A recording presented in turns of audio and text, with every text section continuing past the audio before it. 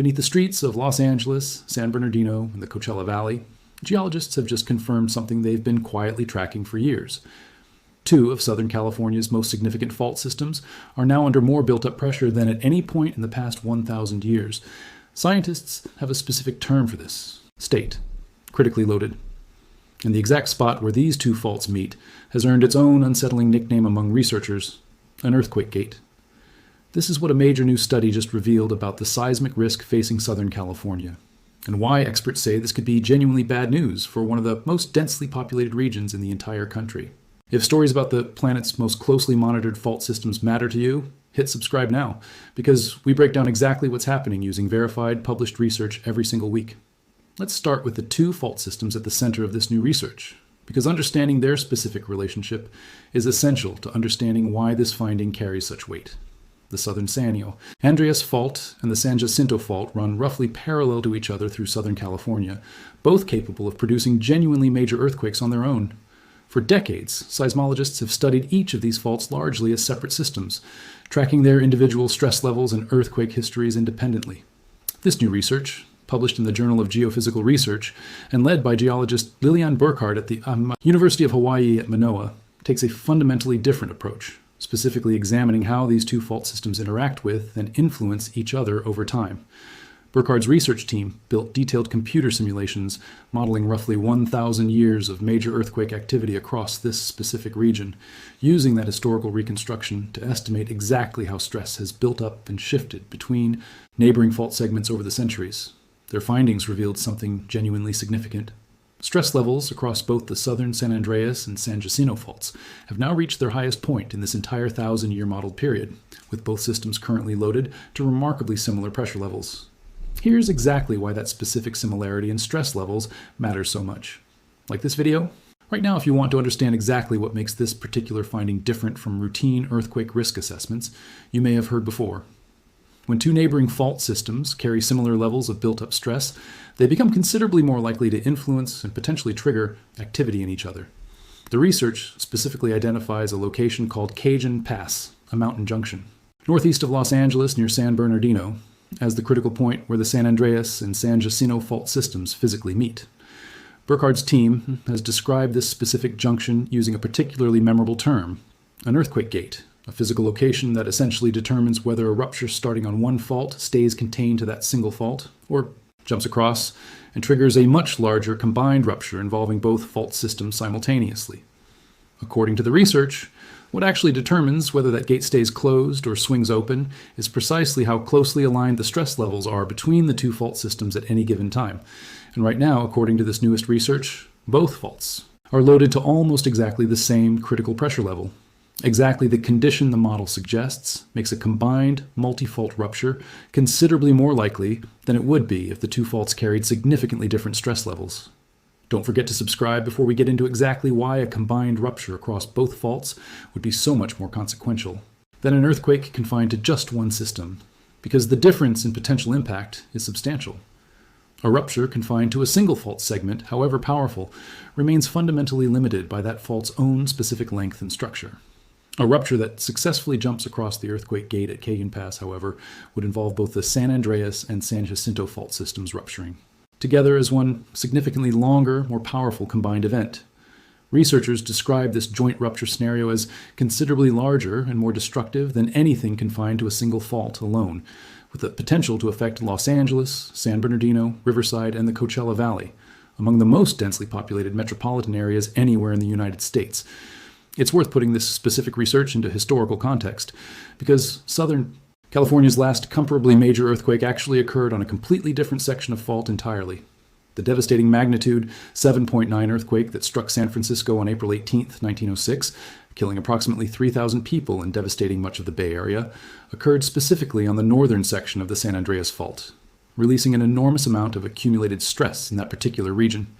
Critically, that 1906 rupture did absolutely nothing to relieve stress building up along the separate southern fault system as examined in this newest research. Because earthquakes occurring in one part of a fault network generally don't relieve pressure building up elsewhere, along the same broad R system, the specific fault segments covered in Burkhardt's study have continued quietly accumulating strain for decades, and in some specific locations, for centuries entirely. independent of whatever stress release happened further north back in 1906. Here's why outside experts specifically welcome this new research as a genuinely valuable contribution, rather than dismissing IT as simply another routine earthquake warning. Make sure you're subscribed, because understanding how this research has been received by the broader scientific community reveals exactly why it carries such credibility. Bill McGuire, Professor Emeritus of Geophysical and Climate Hazards at University College London, who wasn't directly involved in this specific research, described the underlying earthquake gate concept as a genuinely valuable, neat scientific idea, one carrying important implications for how researchers build future earthquake risk scenarios going forward. McGuire specifically highlighted the finding that stress levels on these faults have reached a historic high, as particularly important information for understanding the timing risk associated with a future major earthquake in the broader Los Angeles region.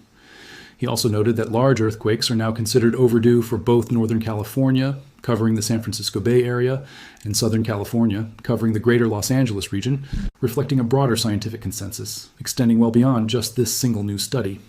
It's important to be precise about exactly what this research does and doesn't actually claim, since headlines covering complex scientific findings can sometimes create misleading impressions.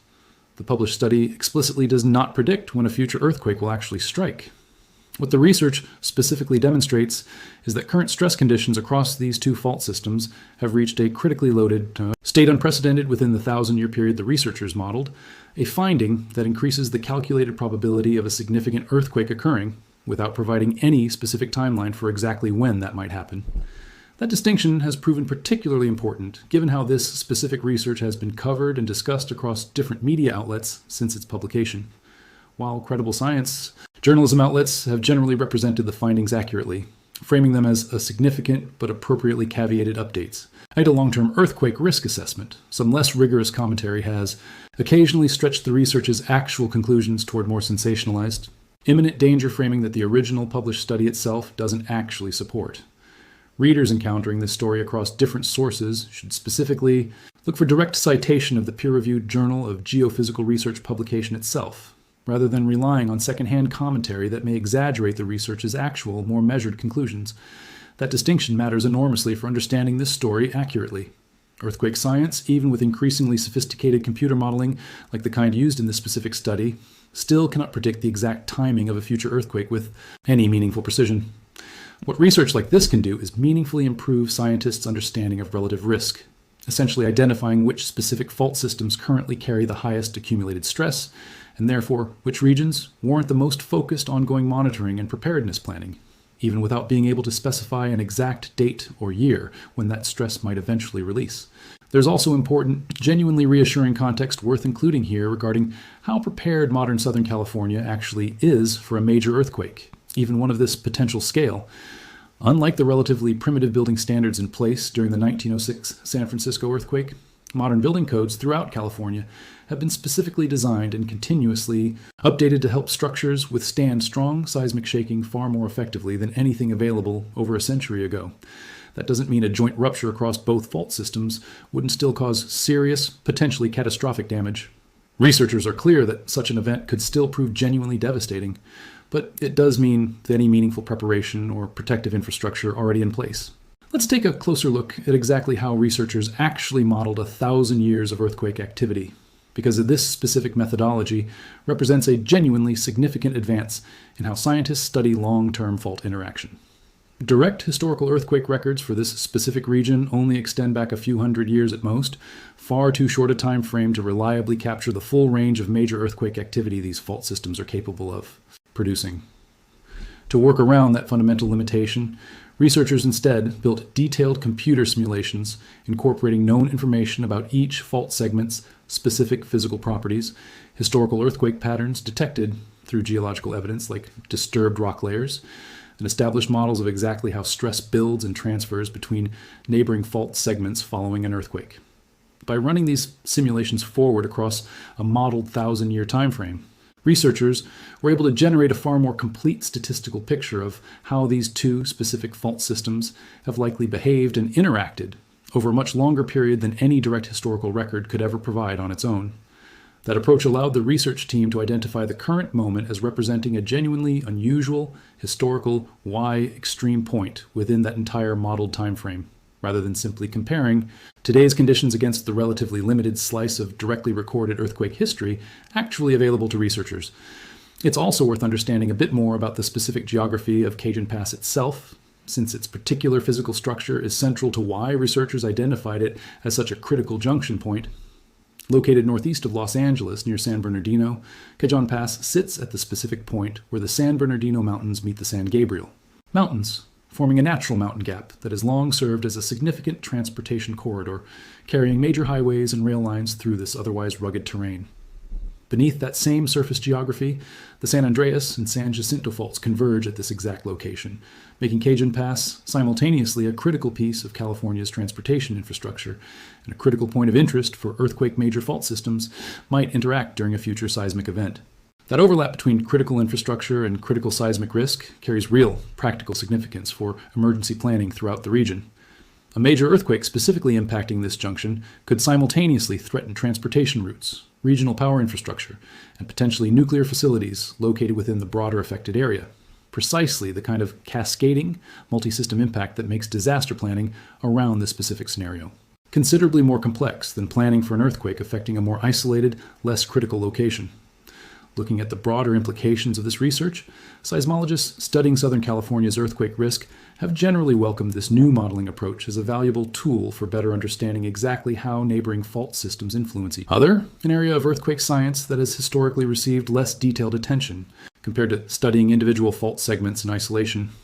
If this same modeling methodology proves successful and reliable when applied to this specific California case, researchers may look to apply similar techniques to other regions around the world where multiple significant fault systems exist in close proximity to each other, potentially improving earthquake risk assessment methodology well beyond just this single specific California scenario. For residents throughout Southern California, and particularly within the specifically identified risk zone covering Los Angeles, San Bernardino, Riverside, and the Coachella Valley, this research reinforces guidance the emergency planners and seismologists have consistently emphasized for years, regardless of any single new study's specific findings.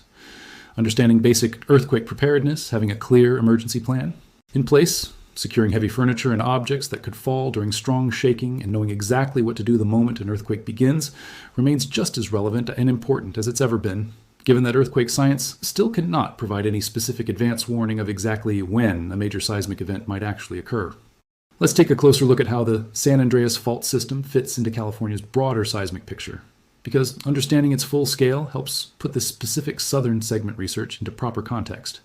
The San Andreas fault stretches roughly 800 miles across California, marking the boundary where the Pacific Plate and the North American Plate slide horizontally past each other in what geologists call a transform boundary, distinct from the subduction zone dynamics found in places like the Pacific Northwest's Cascadia system. This single fault has produced some of the most significant earthquakes in recorded American history, including the devastating 1906 San Francisco earthquake on its northern section, and the equally significant 1857 Fort Tejon earthquake, estimated at roughly magnitude 7.9, which struck a more central section of the fault. The specific southern segment examined in this newest research, stretching through the Los Angeles metropolitan region and surrounding areas, hasn't experienced a comparably major rupture in a considerably longer stretch of recorded history, which is exactly why researchers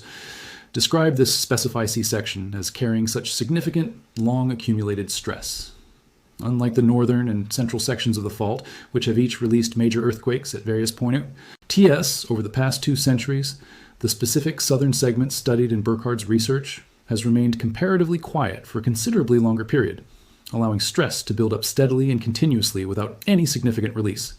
It's also worth understanding the San Jacinto fault's own specific significance within this broader system, since it's sometimes less so widely known publicly compared to its more famous San Andreas neighbor, despite carrying substantial seismic risk in its own right.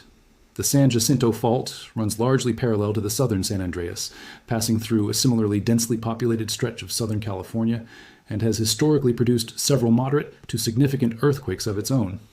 Because these two fault systems run in such close proximity to each other throughout this specific region, understanding exactly how stress accumulates and potentially transfers between them, precisely the focus of this newest research, carries particular importance for accurately assessing the region's true overall earthquake risk. There's also a valuable point worth making about how this specific research fits into the broader evolution of earthquake science more generally. For much of the 20th century, seismologists primarily studied individual faults largely in isolation, assessing each one's specific earthquake history and calculating risk estimates based largely on that single fault's own historical rupture pattern. Over the past several decades, as computing power and modeling techniques have advanced considerably, researchers have increasingly recognized that neighboring faults don't behave in complete isolation from each other, and that accurately assessing true earthquake risk in a region with multiple significant fault systems requires modeling how those systems interact, rather than simply adding together separate risk calculations for each fault considered individually. Burkhard's research represents a meaningful contribution to that broader scientific shift, specifically demonstrating a detailed methodology for modeling exactly how two major fault systems influence each other's stress levels over an extended historical timeframe. That methodological contribution, and entirely separate from the specific California findings themselves, may prove valuable to earthquake researchers studying similarly interconnected fault systems in other seismically active regions around the world. From Japan's complex network of interacting faults to Turkey's own historically significant seismic zones. Looking specifically at what happens next for this particular area of research, seismologists studying Southern California's fault systems are likely to continue refining and updating these models as additional data becomes available, including ongoing GPS monitoring that tracks gradual ground deformation across the region, and continued analysis of smaller, more frequent earthquakes that provide researchers with valuable real-time information about exactly how stress continues accumulating and shifting across these specific fault segments. Each additional year of monitoring data adds further refinement to models like the one presented in this newest research, gradually improving scientists' confidence in exactly how accurately these specific risk calculations reflect the true underlying seismic conditions building up beneath Southern California. For now, this newest research adds a significant, carefully documented piece of evidence to the substantial, ongoing body of scientific understanding surrounding Southern California's earthquake risk. Two major fault systems, currently loaded to their highest stress levels in 1,000 years, meeting at a specific geographic junction that could determine whether a future earthquake stays contained to a single fault or grows into something considerably larger and more destructive.